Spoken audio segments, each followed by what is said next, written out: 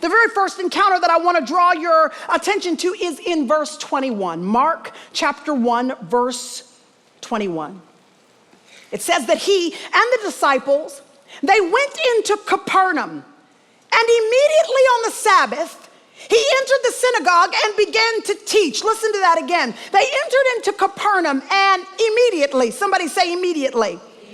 On the Sabbath, he walks into the synagogue, and on the spot, without time to prepare, he starts teaching. Now, I want you to get the picture here. The synagogue is filled not only with people that have come out of religious duty to hear and to receive, it is also filled with learned men, scholars of the law, people that have studied this for a living, scribes and Pharisees and scholars. He was put on the spot in the midst of people that, humanly speaking, would have been above him, more well-versed than him, more well-studied than him. This newcomer comes out of nowhere, and he begins to teach the people who are gathered. He didn't have time to prepare. He didn't have time to study. He didn't have time to get a seminary degree. He just showed up and filled the need at hand.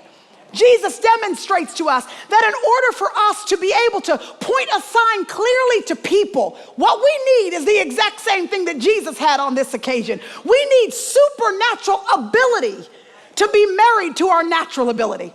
We can't just come in our own skill and in our own power and think that we can fill the needs that are presented to us. We, like Jesus, when we're in a position where we're in over our heads, where we are very clearly outmatched, where there are people that are around us that are more skilled and are more talented, we need what Jesus had.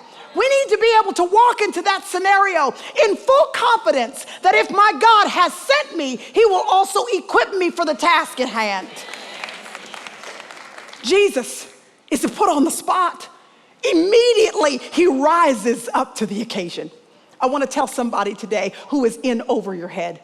You're on your job, you've just been promoted. You know that they know that you know you are not skilled enough for that promotion that you just got.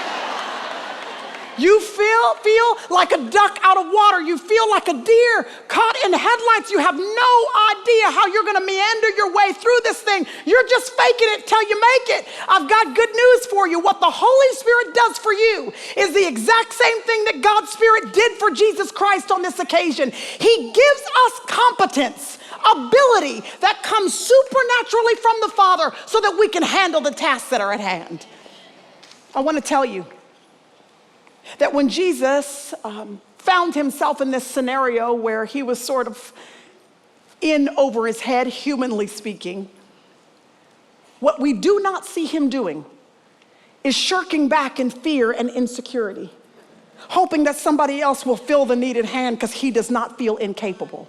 And if there's one way that the enemy seeks to take advantage of his daughters, it is to cause you to think that you are not enough, that you are not capable enough, that need that you see that needs to be filled, it better be filled by somebody else because you're not talented enough. You don't have enough time. You don't have enough patience. You don't have enough energy. But the example of Jesus shows us that the glory of God is best seen through our lives, y'all, when we step confidently into scenarios where we know up front we don't have enough, but we're trusting fully in our God to equip us for the task that is at hand.